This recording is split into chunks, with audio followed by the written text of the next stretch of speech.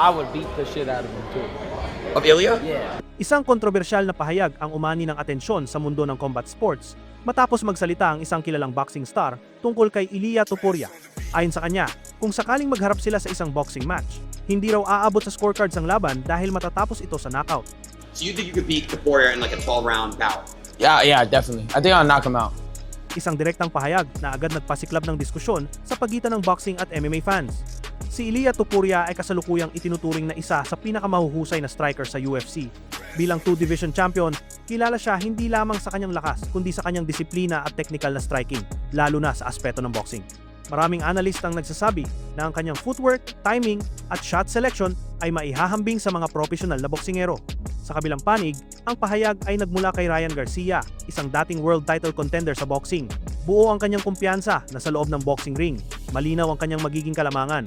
Para kay Garcia, ibang antas ang pure boxing mula sa galaw ng paa, depensa, hanggang sa bilis ng suntok at naniniwala siyang hindi sapat ang MMA background upang makasabay sa isang high-level na boksingero.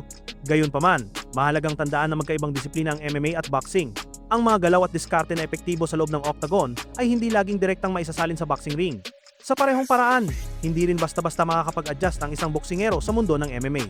Kaya't ang ganitong mga pahayag ay mas nagsisilbing paalala kung gaano kalaki ang agwat ng bawat esport sa kabila ng mga pagkakapareho nila. Sa huli, nananatiling hypothetical ang lahat.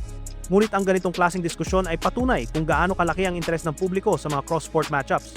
Kung sakaling mangyari ang laban, sino sa tingin ninyo ang mananaig, ang elite MMA striker o ang purong boksingero? Ibahagi ang inyong opinyon sa comments at mag-subscribe para sa mas marami pang content tungkol sa combat sports.